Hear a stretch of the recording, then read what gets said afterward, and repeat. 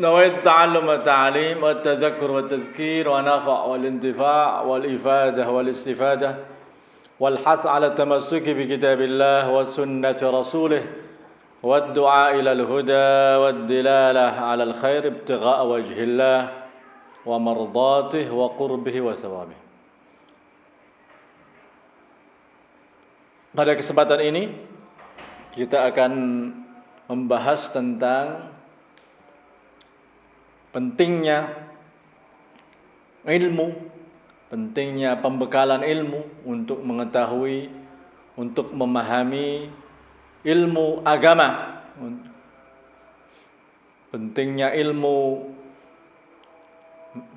alat, ini kelanjutan kemarin, pentingnya ilmu alat, ilmu perangkat untuk memahami ilmu agama. Sebetulnya ini makalah yang lain dengan judul Hatmiyatu Al-Lughatil Arabiyyah fi Fathi Afaq Ad-Din Al-Islami. Hatmiyah, keniscayaan penguasaan bahasa Arab untuk mengetahui ufuk agama Islam, untuk mengetahui horizon. Pentingnya, urgensi seseorang itu menguasai bahasa Arab. Kalau kemarin judulnya Al-Lughatul Arabiyyah Safinah lil Ibhar nahwa mustaqbali Al-Lughatul nahwa al-mustaqbal akthar ishraqan. Nahwa al-mustaqbal akthar ishraqan. Sekarang ini judulnya Hatmiyatu Al-Lughatul Arabiyyah fi Fathi Afaq Ad-Din Al-Islami. Kalau boleh diistilahkan, temanya sama dengan kemarin, kunci ilmu agama. Ini seminar dulu di Institut Agama Islam An-Nuqayah,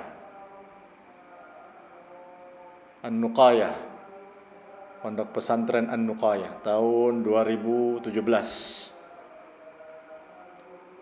Na'ishul yawm, saya sengaja tidak mengartikan kata per kata karena keterbatasan waktu. Sekiranya ada mufradat atau kosakata yang mudah, kita lewat. Na'ishul yawm fi asrin fashat fihi al-fitan al-mutalatimah addat ila ta'akhur abna' al-Islam fi syatta majalatil hayah.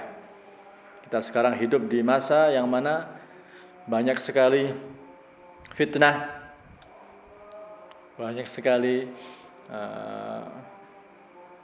godaan, mughriyat al-hayah, yang mana hal itu menyebabkan kemunduran, kemerosotan generasi muslim di berbagai macam bidang. Halatu hadhihi al-ummah allati yurtha laha ashbah ma takun bil mabani al-ayilah lis-suqut isra darabatir rihil anifah. Kondisi umat saat ini sangat memprihatinkan.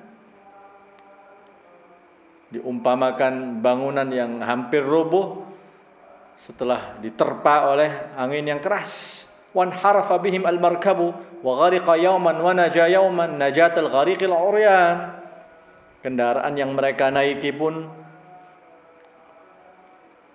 berbelok jauh dari tujuan. Bahkan ada yang tenggelam,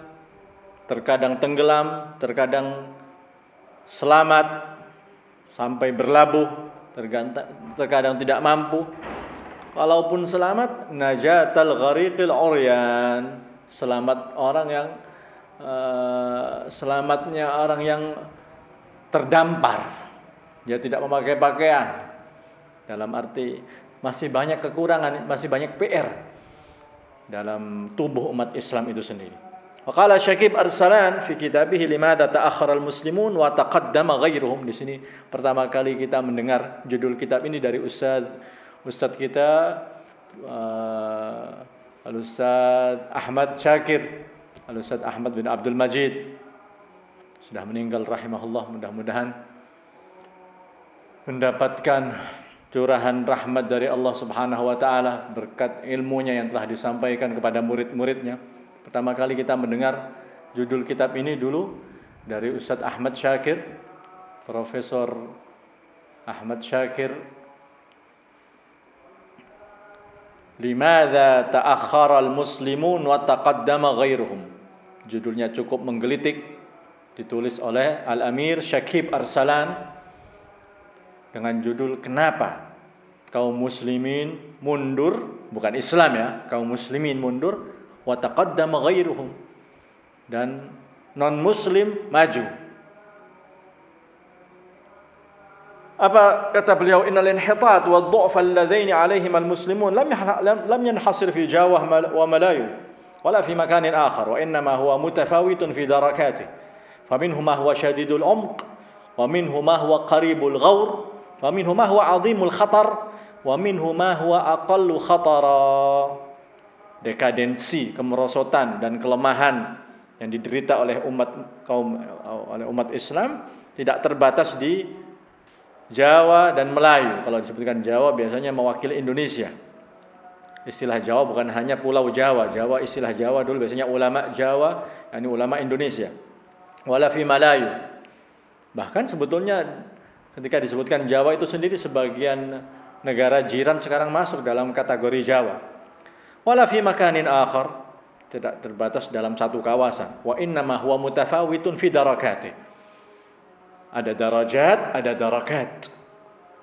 Beliau menyebutkan mutafawit fi darakatih. Di sini mungkin apa mutafawit? Tidak sama.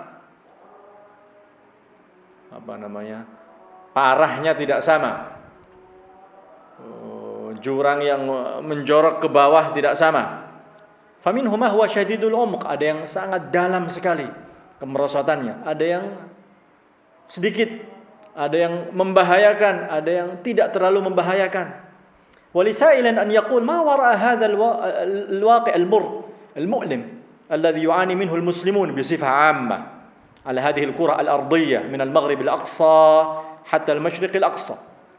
Mungkin ada yang bertanya, apa sebab di belakang realita yang memilukan ini, yang pahit ini, yang dirasakan oleh kaum muslimin secara umum dari masyriq ila al-maghrib atau dari maghrib ila al-masyriq. Wa kam huwa jamil indama taqaddama Amirul Bayan Syakib Arsalan bil jawab an mithli hadha as-su'al alladhi yatrahu nafsahu fi risalati al-mawsumah yang tadi kita singgung, limadza ta'akhkhara al-muslimun wa taqaddama ghairuhum. Dipaparkan oleh beliau apa sebab atau faktor kemunduran, kemerosotan, dekadensi umat Islam.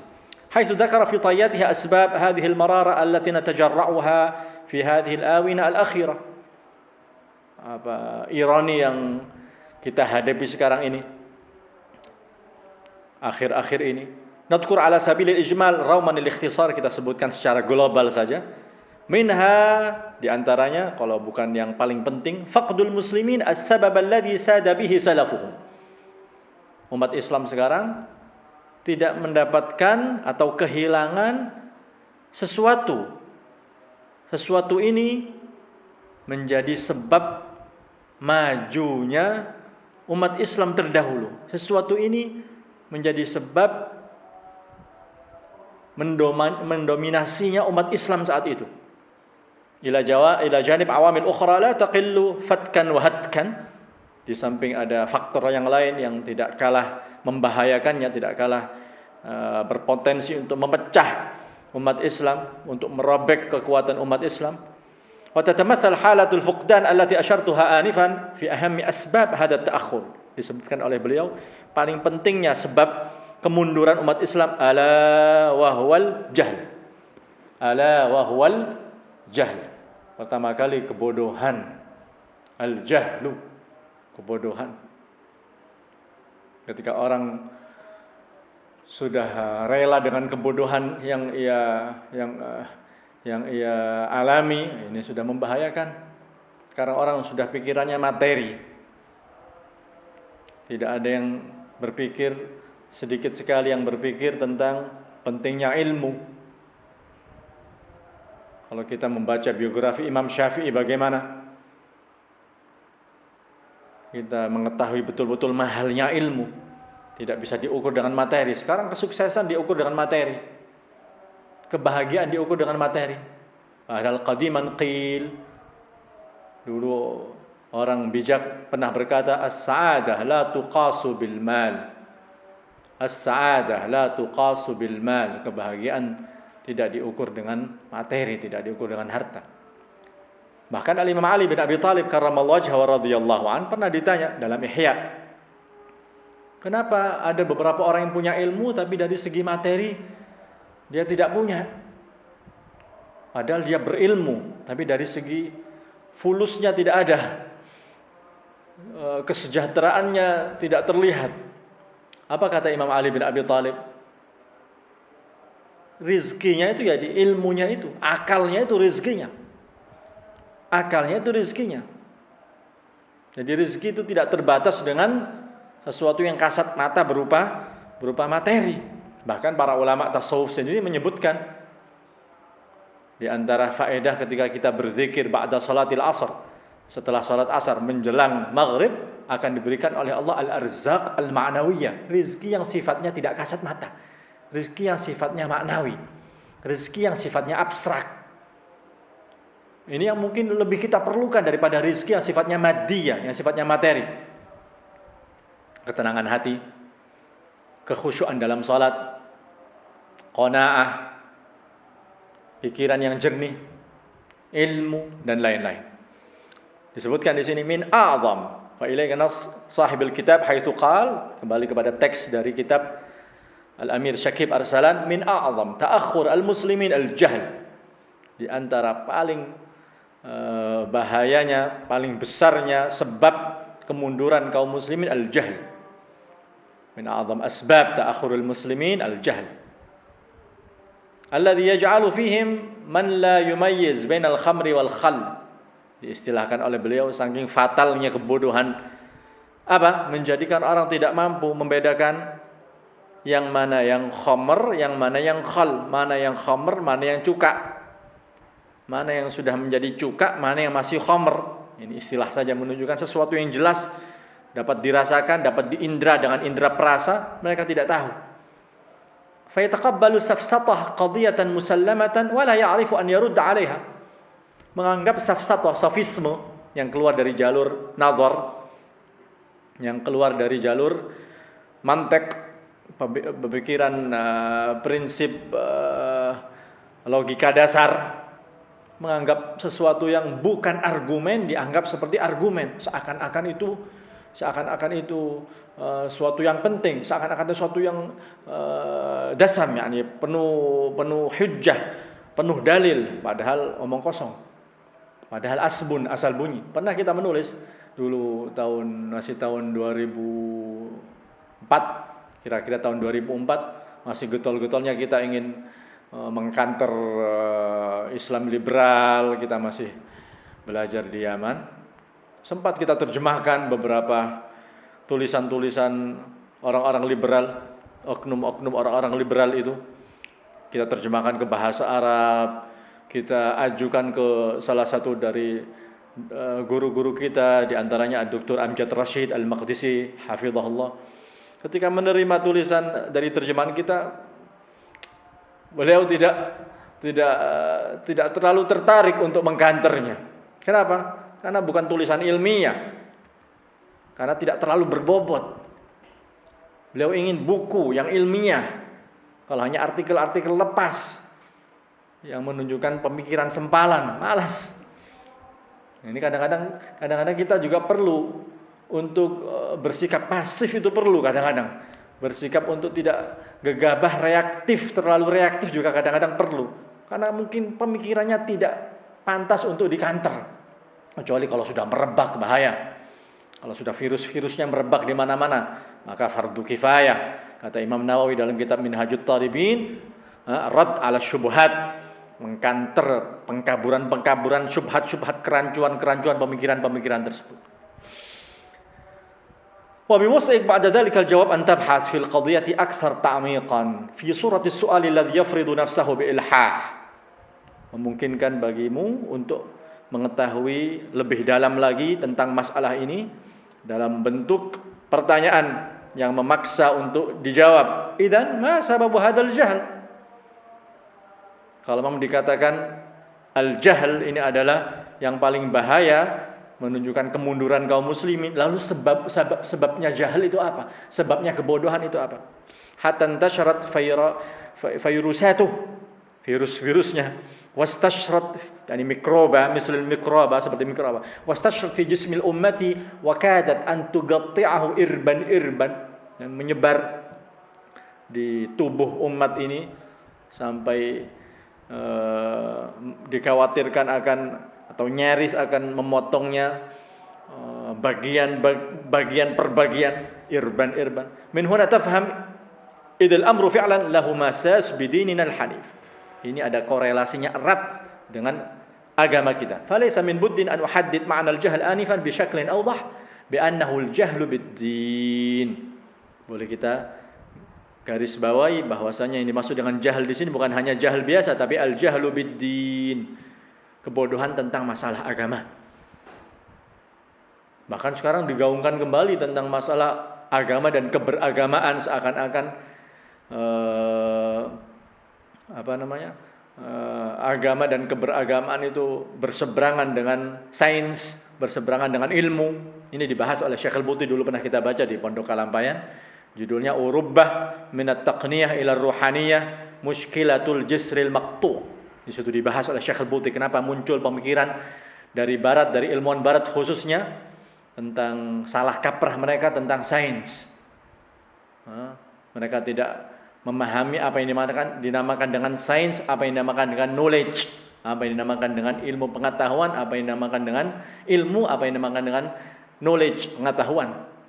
Itu dibahas dalam kitab itu, pernah kita baca dulu. Mungkin kalau ada kesempatan kita murajaah lagi atau kita istizkar lagi. Wa aqrabul ihtimalat anna al-murad bihi huwa al-jahlu bi masadar hadzal din. Kemungkinan yang kuat bahwasanya bodohnya umat ini akan agama, yakni bodohnya akan sumber daripada agama ini. Allati bihazdahat hadhihi syari'atul gharra wazdanatid dunya tahta dhilaliha wahtadal ummah 'ala al-mahajjatil bayda lailuha kanahariha la yazighu anha illa halik. Yang mana syariat ini betul-betul jelas, betul-betul gamblang, diterangkan dengan gamblang. Rasulullah SAW meninggalkan kita dengan syariat yang jelas, tidak ada kesulitan di dalamnya, tidak ada kerumitan di dalamnya, tidak ada yang perlu disangsikan kembali, tidak ada keraguan di dalamnya. Istimraran li muqaddimati allati arrajtu 'alaiha thammata ma yushbihu al-ittifaq anna al-Qur'an al-Karim wa sunnah an-nabawiyyah huma al-masdaran wa 'alaihima ta'wil wa la ibrata biman shadh wa janaba as-shawab. Melanjutkan prolog atau mukaddimah yang telah kami singgung di atas. Di situ ada sesuatu yang sudah disepakati bahwasanya Al-Qur'an dan sunnah adalah dua sumber, dua referensi pokok yang dijadikan pijakan, dan kita tidak perlu menoleh kepada pemikiran yang nyeleneh. Karena sekarang kadang-kadang ketika kita berbicara tentang Al-Qur'an, berbicara tentang tafsir Al-Qur'an, kita mesti memastikan terlebih dahulu sebelum kita berbicara atau berdiskusi, berdialog tentang perbedaan cara pandang kita dalam tafsir Al-Qur'an, perlu kita untuk menyamakan persepsi dulu. Apakah misalnya kita berdiskusi dengan orang yang berseberangan, haluan lain, haluan pemikiran yang lain, kita mesti memastikan terlebih dahulu, karena sekarang virus-virusnya sudah banyak terjangkiti, ini lebih parah dari COVID-19 ini. Bahkan beberapa akademisi dengan sangat lantang menyatakan pendapatnya tentang tidak otentiknya Al-Qur'an. Nah, kita harus memastikan dulu daripada kita habis waktu membicarakan tentang tafsir Al-Qur'an, metode tafsir Al-Qur'an atau contoh-contoh tafsir Al-Qur'an. Pertama kali, otentik atau tidak Al-Qur'an ini menurut ente. Itu yang paling penting. Kalau sudah mulai awal mereka sudah tidak meyakini bahwasanya Al-Qur'an ini otentik, tentang asalatul Qur'an, otentisitas, keotentikan, keaslian Al-Quran, untuk apa kita berpanjang lebar berdiskusi? Mereka tidak meyakini kalau Al-Quran itu wahyu. Mereka tidak meyakini kalau Al-Quran itu min indillah. Itu bahaya. Jadi perlu kita camkan, perlu kita mantapkan ini terlebih dahulu. Wa min al-badihi la yatawassalu fahmu ma baina daffatay hadzal mushaf. Tidak akan sampai dipahami isi dari mushaf ini Al-Quran sahihan, fahman sahihan, wa istikhraj al-ali min al-ahadits an-nabawiyah, dan memahami mutiara-mutiara ilmu dari hadis-hadis nabawi, illa bi fahmil lughatil arabiyyah allati tu'addu aliyat aw al-wasail aw alat kama qala al-ulama. Yang mana hal itu adalah perangkat media sebagaimana dikatakan oleh para ulama. Wa huwa al-'allama Ibn Khaldun, al-Imam Abdurrahman Ibn Khaldun al-Hadrami thumma at-Tunisi, seorang bapak sosiolog ilmu kemasyarakatan. Bahkan di kalangan barat pun sangat dibanggakan. Imam Ibn Khaldun Al-Hadrami thumma Tunisi fi muqaddimatihi, dalam kitab muqaddimahnya pernah kita singgung kemarin, qarrara ma qad asaba kabidal haqiqah. Qarrara ma qad asaba kabidal haqiqah. Sudah sangat benar pemikirannya. Haitsu yaqulu rahimahullah fi ma'rid al-bayan an ulumil lisan al-arabi ma nassuhu arkanuhu arba'atun, ketika menjelaskan tentang al-lisan al-arabi, bahasa Arab, arkanuhu arba'atun wa hiya lughatu wan nahwu, lughah bahasa, wan nahwu dan nahwu, wal bayan ilmu bayan, wal adabu dan sastra. Jadi ini klasifikasi versi al-Imam Ibnu Khaldun, pembagian menurut Imam Ibnu Khaldun. Al-lughah, an-nahwu, al-bayan, al-adab, bahasa tersendiri, grammarnya tersendiri, al-bayan dan al-adab. Wa ma'rifatuha daruriyatun ala ahli syariah. Unzur, perlu diperhatikan. Wa ma'rifatuha, kata Imam Ibnu Khaldun, daruriyatun ala ahli syariah. Ini sudah sesuatu yang daruriyah, suatu keniscayaan. Kalau tadi dalam judul kita singgung dengan hatmiyah. Idz ma'khadul ahkami syar'iyyati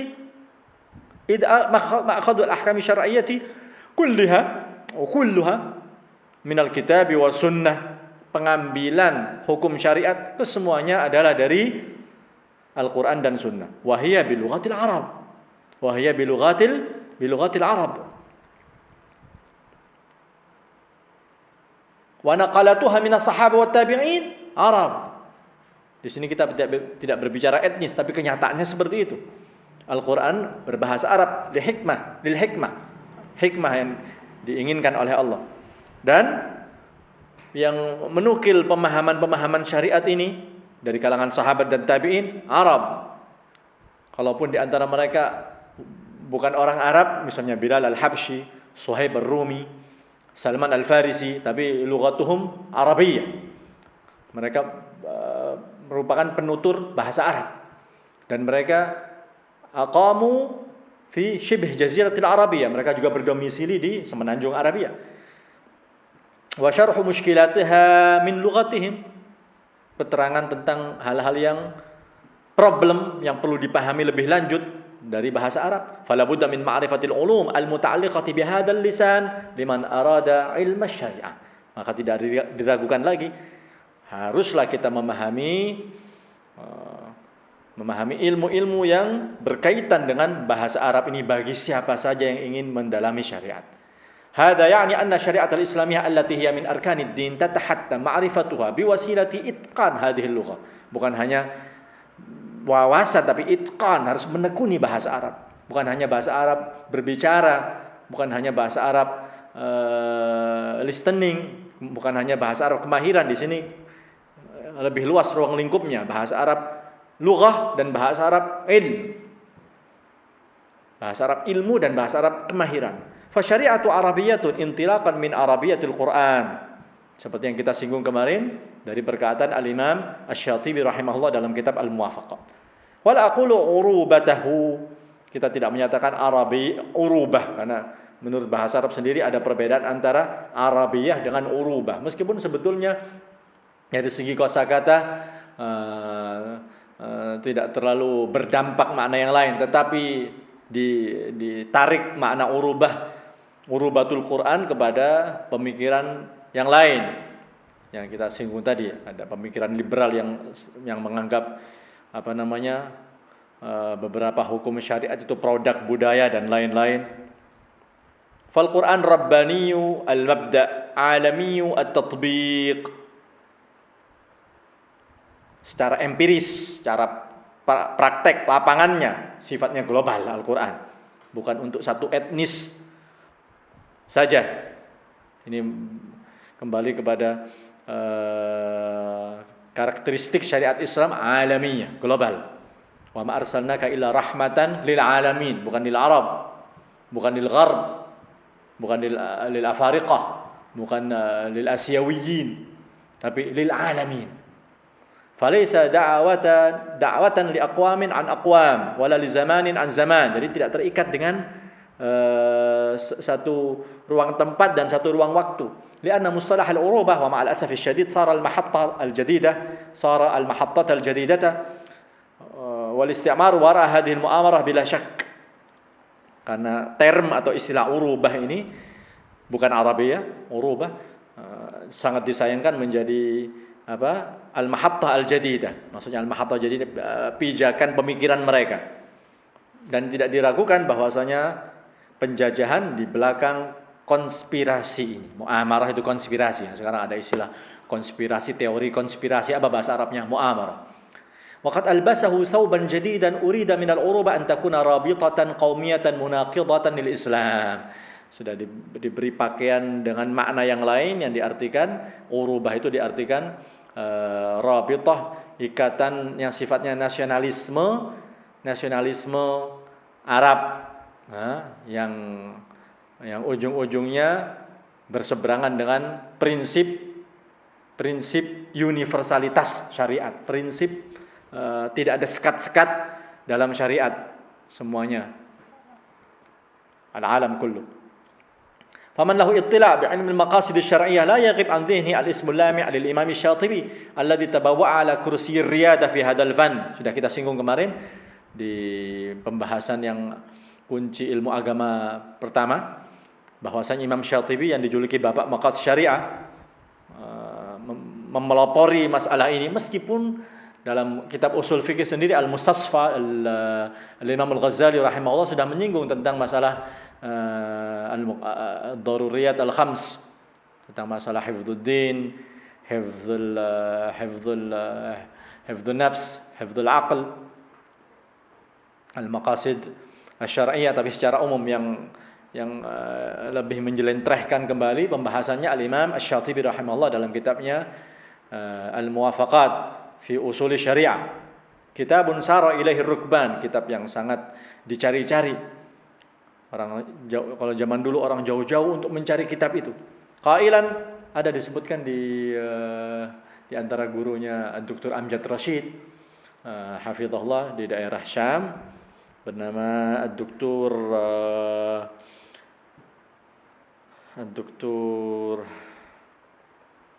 siapa ini yang dijuluki Asy-Syatibi As-Saghir, Dr. Fathi Ad-Duraini.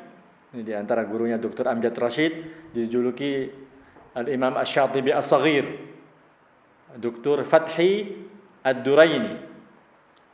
Ini beliau betul-betul menguasai kitab Al-Muwafaqat fi Ushul Syariah, karya Al-Imam Syatibi rahimahullah. Dan di rumahnya di mana-mana ada kitab muwafaqat, di ruang tamu ada kitab muwafaqat, di tempat tidur, di ruang tidur ada kitab muwafaqat, di mana-mana ada kitab muwafaqat.